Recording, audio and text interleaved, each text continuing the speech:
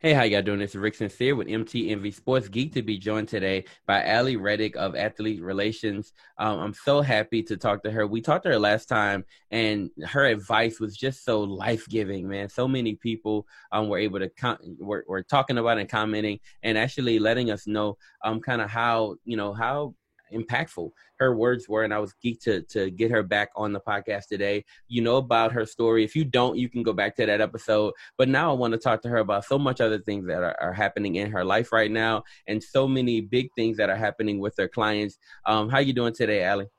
Good. Excited to be here.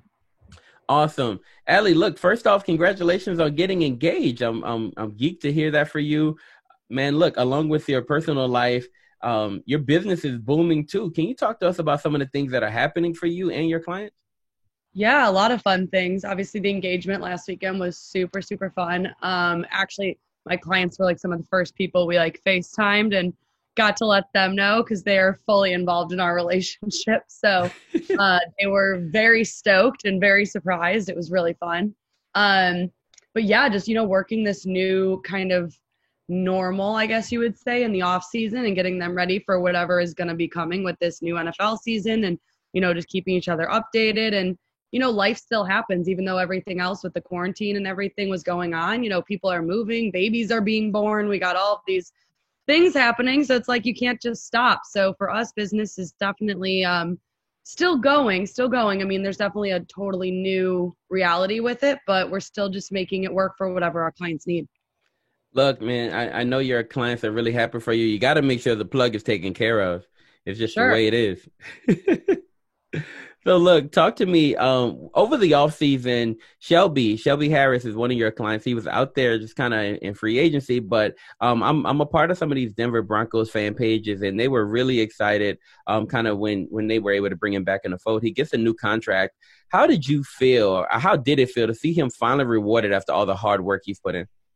Yeah, it was kind of weird because there was so many rumors. There was like everybody was saying that he wasn't going to come back and that he didn't want to and all of this. And it's like, that's just rumors and people saying that. So it's hard for, me to see all of that negative, of course it wasn't all negative, but all of that, gossip just around him. And, he was just like, I want to go where I can provide for my family. I want to go where I'm needed and I want to go where I'm going to be used. So, to see him be able to stay in Denver, honestly, it happened a lot, and I'm sure everybody can see this. There was a lot of just small contracts once the corona started kicking in. Nobody knew really. We couldn't do physicals in some places. There was just, it got really messy. So just offering a 1-year contract, which of course everybody wants a multi-year contract. That's just a fact. So just being able to offer 1-year contracts, all things considered with everything with COVID happening, it was just, let's just stay here for 1 more year. Let's really put our, faith in this team and faith in the defense that he's on and that he knows so well. And just be able to let him really shine through again. That's what he's good at. He's just good at proving people wrong. So, with his whole path to getting to where he is today, it's been a constant battle for him that he is just crushing it. So, it wasn't the deal that he wanted. He really did wanted to just get a multi-year deal and do that. But, with all things considered, he was just happy to have the deal done and be able to stay in Denver for a year. His family loves Denver. They've got great support out there. So he was like, with everything happening, I think that this is honestly one of the best case scenarios. So let's just, go with it. And for me, that was just, I was happy that he was happy. So it was all around. It was, for all things considered, it was really good. So I remember during the season, right, one game during the season, he was absolutely crushing it, and you were so geeked on Twitter. I saw it, the tweets, and you just kind of celebrate when he celebrates it. And it's just such a big deal. How did when you're watching him on the field and when you're seeing him like wreck shop, how does that like? What's the feeling that you get during that time? It's funny because Shelby's actually a year older than me, which just it feels funny to me to have that because a lot of my clients are much younger than me.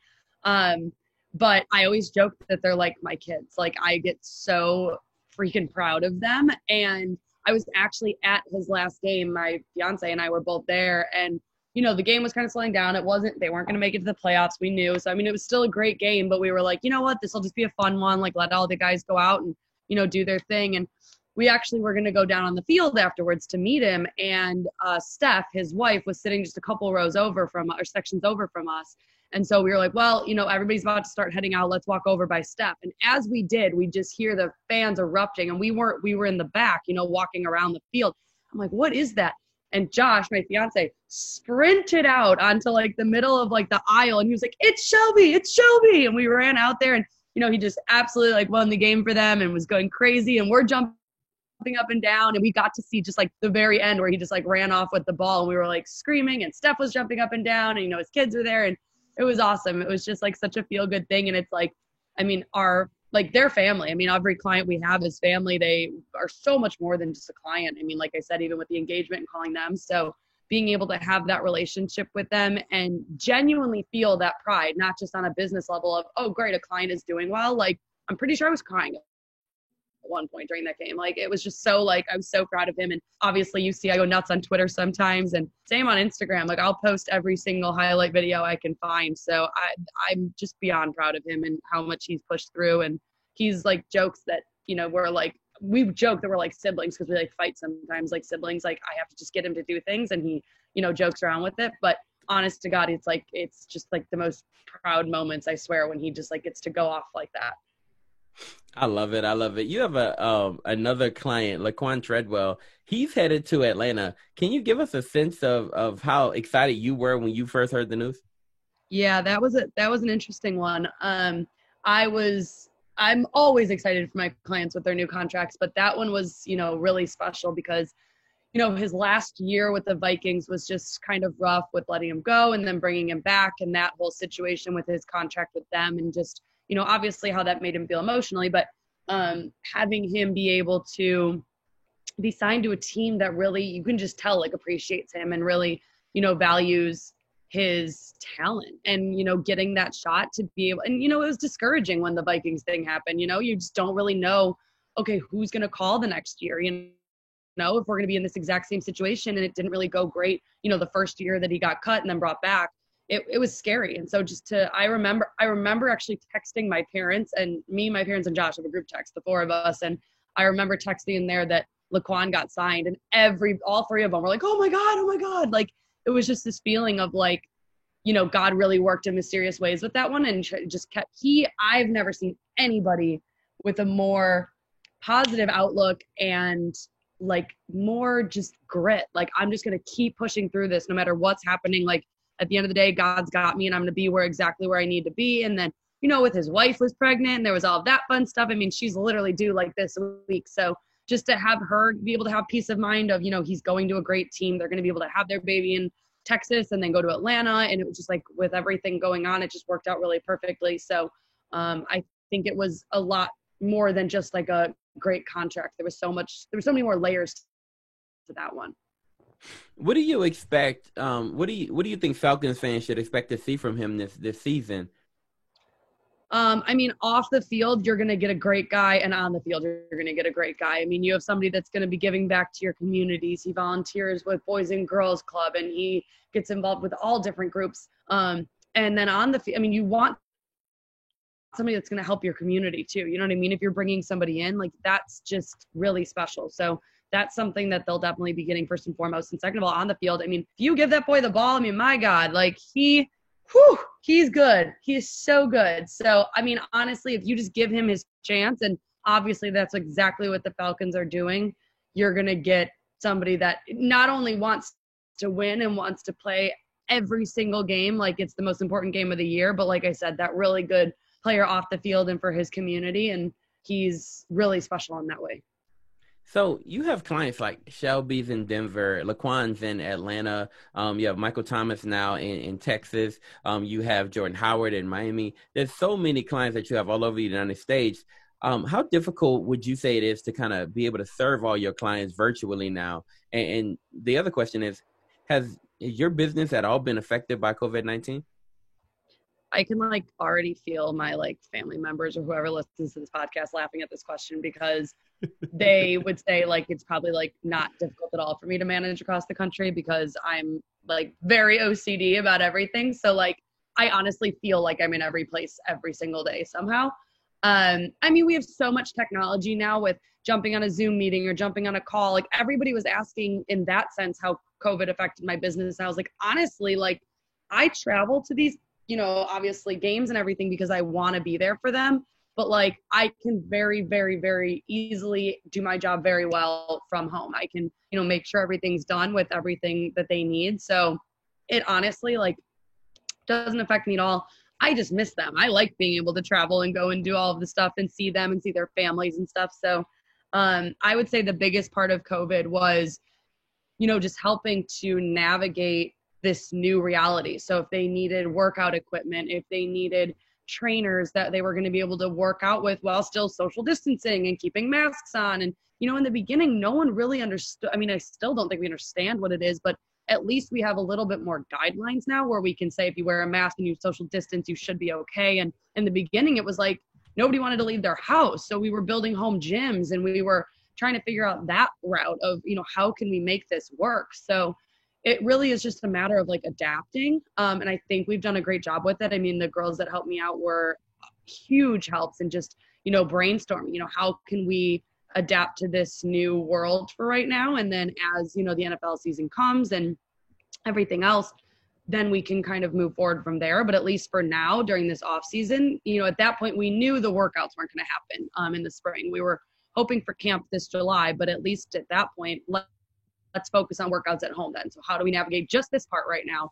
And again, it's easy for me to be able to do that from home because like I wouldn't have been in front of them anyway, especially with everything going on and them having kids and everything. I wouldn't have been, going in their house or anything. It would have been social distancing anyway. So honestly, it really wasn't much of a difference in that sense.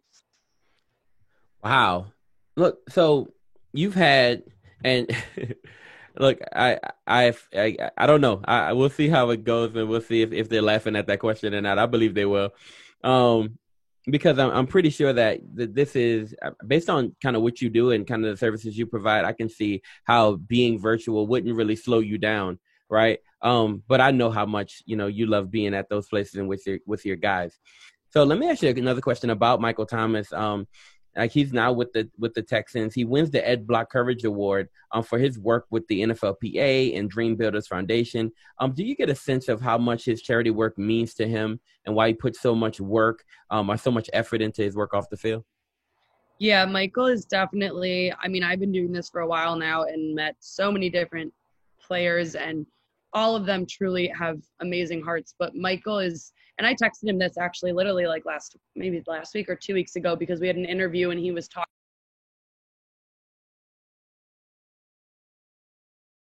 about, all of that, the Ed Block Courage Award and giving back and his no excuses line that he made his clothing line and helping back in the Aldine community and all of that. And I texted him after this interview because I was watching him. It was a Zoom meeting and I was watching him and it was more of like a group setting, I would say, where multiple people could ask questions and it was a whole thing like that. And, they're sitting there asking him questions. He's an NFL player. They love it. It's awesome. And he was sitting there taking notes on them while they were introducing themselves and saying, I could think I have questions for you guys. Like, so you do this. What does that look like? And I was like, who does that? Like, he's just so humble. He loves listening to other people. And then on top of it, you've got this guy that just constantly gives back and constantly makes sure that everybody else is taken care of. And he's just humble is like the perfect word. It's like, it's very inspiring to watch him in settings like that. And it's a reminder of,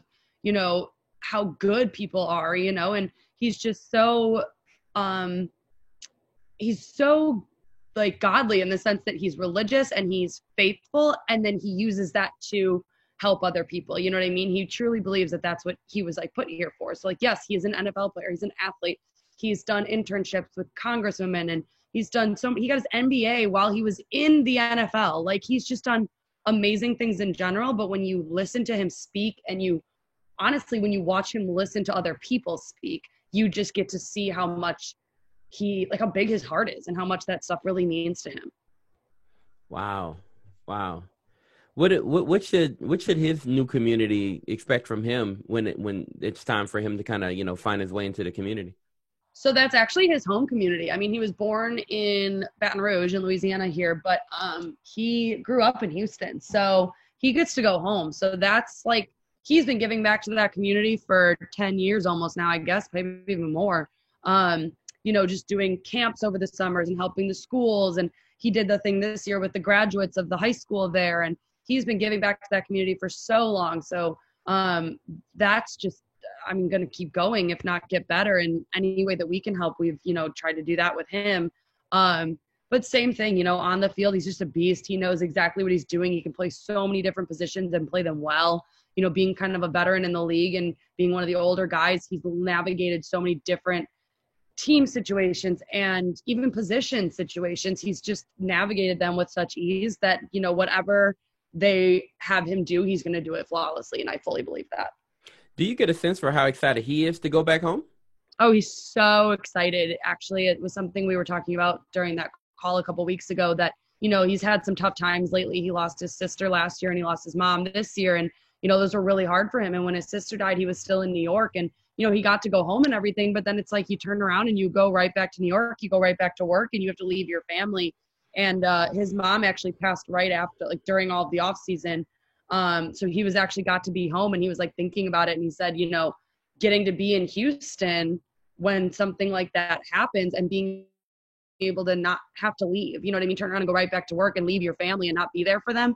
I mean, and obviously there's so many more good days than bad, but it's just like when those bad days hit, you're able to be there and be supportive. And when all the other good days are there, you're also there and you get to be there for your family and just be a phone call away and down the street and they get to be at your games. And, it's just really important for him to be close to them really and be close to the community that he keeps so close to his heart and already is giving back to so much. So I think that this is going to be an amazing thing for him. Wow. Look, last time we talked, we had a lot of talks about, the start of your business and how you kind of got your foot in the door. Your business has been growing and expanding, right? Initially, we kind of talked about finding your niche or finding your space in the industry. The next phase to be successful is growing. What advice would you give to those who are in the sports business about expanding their brand? And what tools, either tangible or intangible, have you found to be most effective for you? Yeah, definitely. I feel like now that we've found our little corner of the sports world and really started to grow that way in the sense that people kind of understand what we do, because I think I probably mentioned this on the last podcast. My biggest challenge in the beginning was people hear athlete relations and they think public relations, and we don't do PR specifically. So once we get the chance and the opportunity to explain ourselves and get that conversation going and then have our clients speak for us and have our work speak for itself, that was my biggest challenge in the beginning. And it was something that I, considered all different things, renaming, rebranding, whatever I had to do. But now it's just a matter of continuing that growth and, really relying on the clients that we already have and relying on them being happy. We do every single thing, whether it's a dinner reservation or a full-blown vacation, event, camp, whatever it is, we treat it with the same amount of detail. So just continuing to do that and continuing to network. I mean, honestly, that's the majority of what we've been doing during COVID is just networking, because no one's doing, meetings. No one's really as busy. A lot of people were working from home. So for us, it was like, well, let's take advantage of this time when people are a little less busy. And what can we get done? Who can we connect with? What doors can we open? What steps can we take? And that's been the biggest thing. I mean, that's where a lot of our growth is coming from, is just, pushing through those barriers and pushing through, you can't really use the excuse right now of sorry, too busy to talk. Like, no one's too busy, right? I mean, maybe a little bit now, but in the beginning, no one was too busy. We're all sitting at home. So it's like, yeah, you know what? We might as well. So just kind of driving that whole point home and, just finding ways to, like I said, get that foot in new doors and, ride that wave all the way through and just making sure that we're not getting too comfortable. I never like to be comfortable. You got to keep pushing those barriers and pushing those boundaries.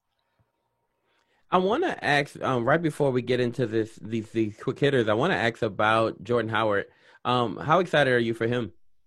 I'm really, really excited for Jordan. I know that was a brutal, end of his Chicago, which I hate personally, being from Chicago. I hate that ended that way, but I know that it was hard for him to go to I know he was very excited about the Eagles and he loved playing there, but I think that exit from Chicago into the Eagles was a little hard.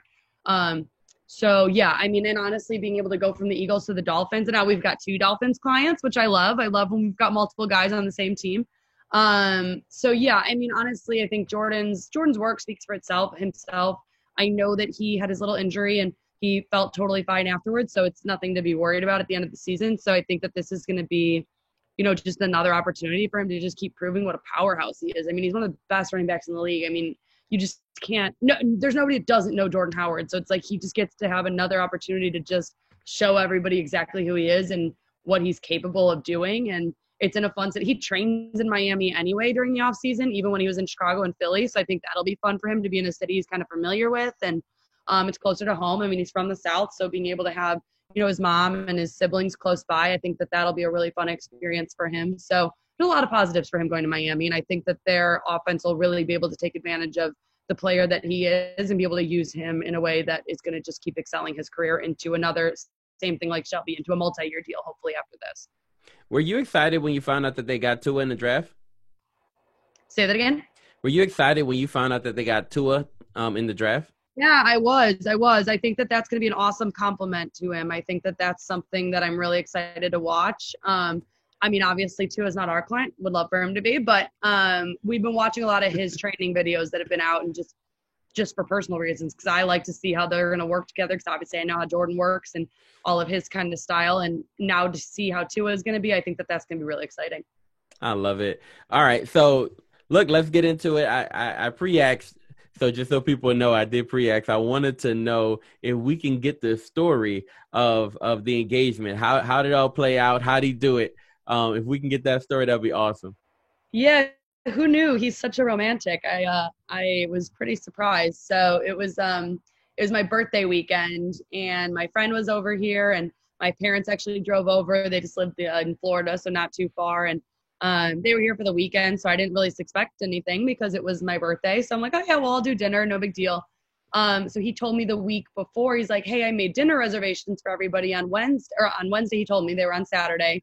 But I found this cool restaurant, and it'll be able to fit everybody with all the COVID restrictions. We can get a reservation there. So I was like, wow, you made a dinner reservation. Like, that's usually me. I mean, it's literally my job. So I was like, yeah, you know what? That sounds like it could be a fun idea. It was at this cool little place and whatever.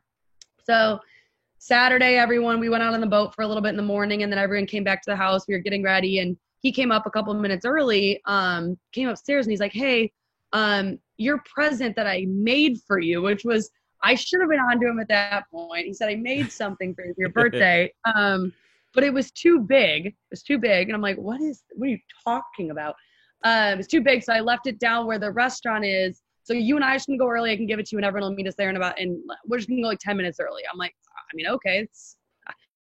You have to understand his job. He works offshore fishing for 5 days a week, and then we're together for the entire week. Like, I'm like, when did you make this? Like, it doesn't make sense. But at the time, I didn't even think about any of that. So I was just like, okay, sounds good. I mean, that's kind of my personality anyway. So anyway, we drive down, and we're going towards, so he's a cattle rancher. So he's got a bunch of like cows and baby cows. I love it, in the little pasture that he has. And we start driving towards the restaurant, which is also in that same direction.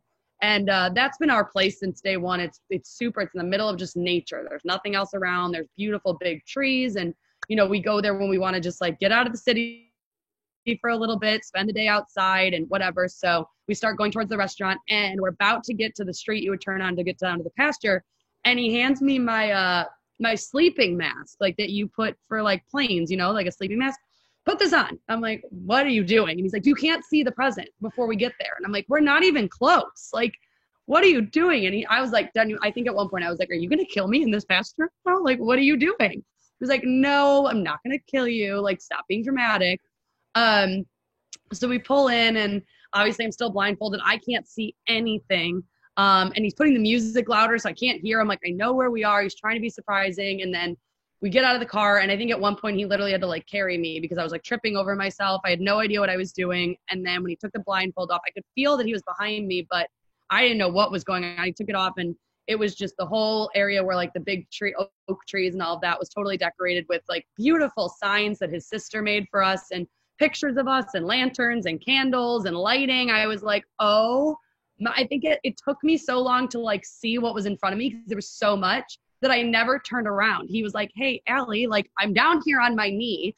So that was kind of like our laugh of the day, that I just like left him behind me kneeling, and he was like joking that he was kneeling in like cow poo. He wasn't, but that was like the joke that we were laughing. And so then obviously I turned around and he asked, and there was a photographer, which was awesome. So we got some really special pictures then.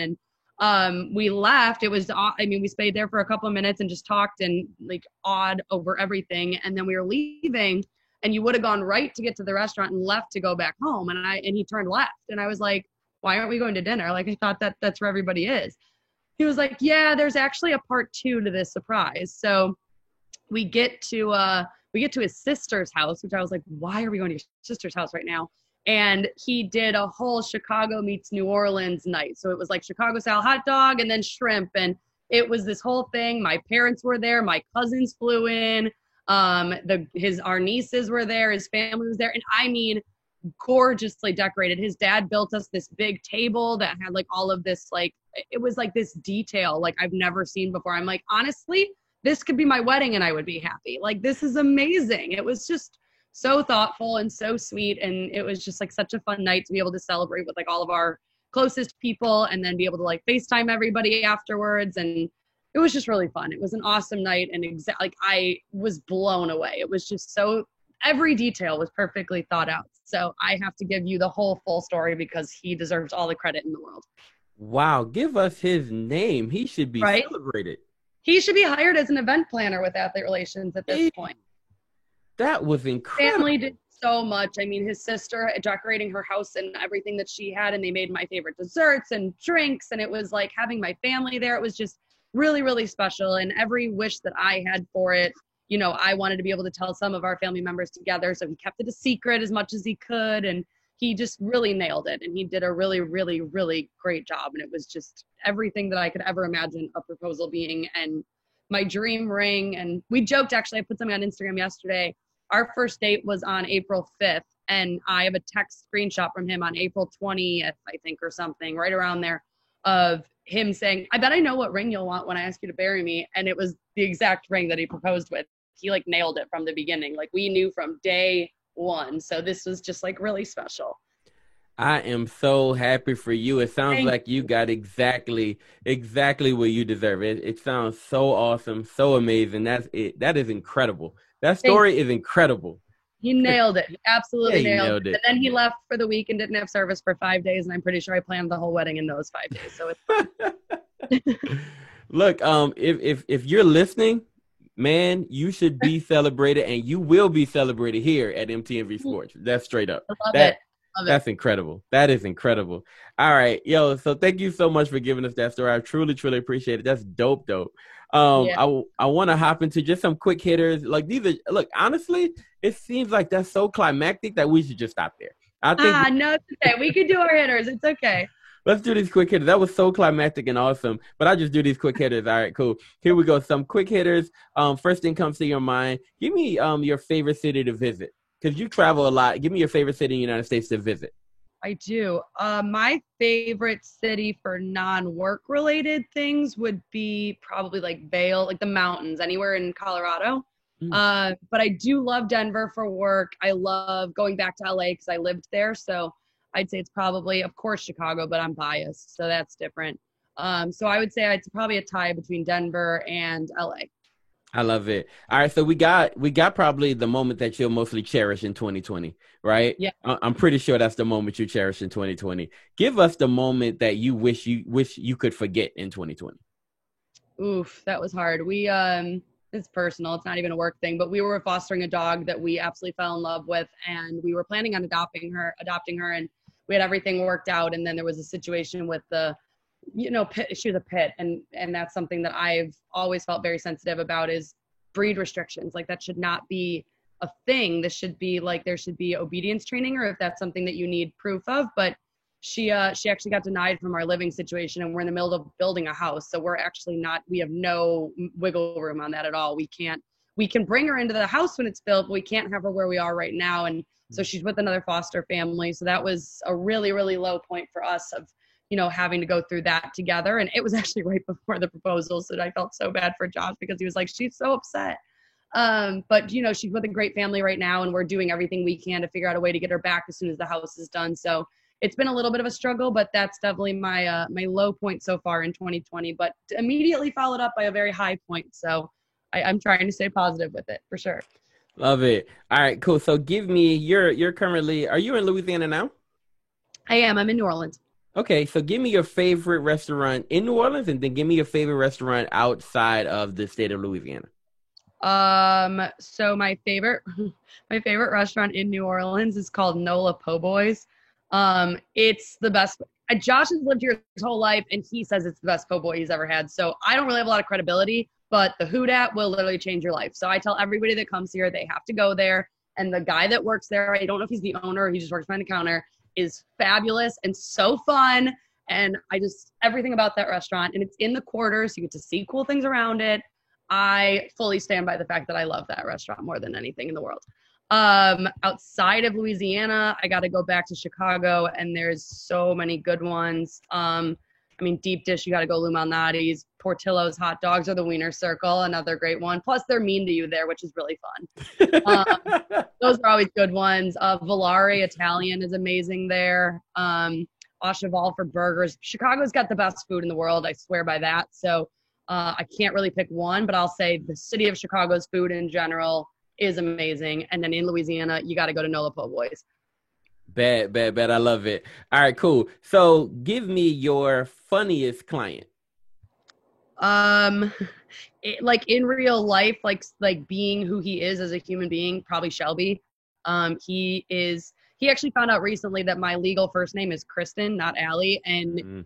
it's been hysterical every time we've talked since. He actually like jokingly said that it was a breach of contract because he didn't realize who he was actually signing with, and like jokingly wanted to end his contract. Of course he didn't. But he's hysterical, and he messes with you all the time. He messes with Josh. He messes with my mom was on speakerphone when we were telling him about the proposal. He was messing with her. Like he's a goofball. Josh Woods loves to post funny TikToks, and Tay sends me funny videos. So honestly, it's all of them. They're all hysterical. They all got their own little senses of humor, and I love it. So it's just depending on which one you want that day. I love it. Give me your go-to social media site. Like is it IG for you, Twitter for you? Like what's your favorite one? I gotta go Instagram. I like aesthetic. I like designing stuff. I like it to look certain ways, especially on our athlete relations one. My personal one's kind of a mess, but I don't care. Um, Twitter for me, I have to do in like little, and I can only digest so much of Twitter at a time because, well, first of all, most of the things I follow are sports. So I'm reading the same article from 20 different people with 20 different perspectives. And especially if it has to do with a client. And if God forbid it says something bad, I will go off on that person. And like, I definitely should not. It's not the way to handle situations. So I monitor how much I ingest with Twitter. I give myself a limit on that one. But Instagram, I love it.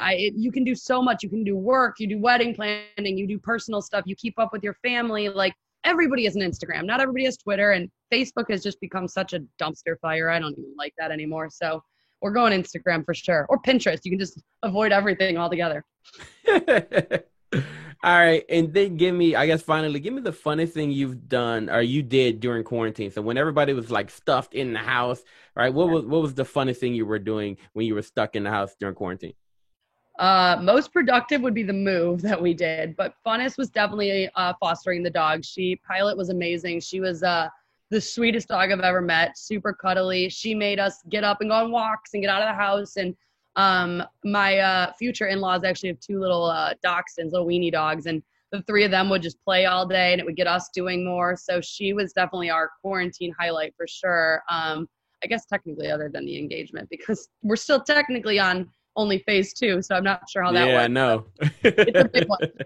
She was definitely our like little light in spite of all this. And honestly, just getting to be able to work still. I mean, having those conversations that, like I said, maybe we wouldn't have been able to do before because everyone's so busy. Like not a lot of people are super busy right now. So just having those opportunities that, are a silver lining, of course, like everything that's happening in the world with COVID, it's like you just have to pray for all of that and make sure that you're, wearing your mask and staying safe and doing all the things that you need to be doing. But you still have to stay positive. And I'm such an advocate for mental health because I've gone through so much in my life with it. And, if you stay quarantined and you're just reading the news and you're just seeing all the negative stuff 24/7 and you have nothing else kind of going on, it's consuming, So having the reason to get up every morning and go outside and go on walks and having the dog and being able to work. And I know so many people were not fortunate enough to keep their jobs and it's scary, so just there were so many positives for us that we were able to hold on to and able to contribute to us helping people that weren't as lucky as we were and as blessed as we were to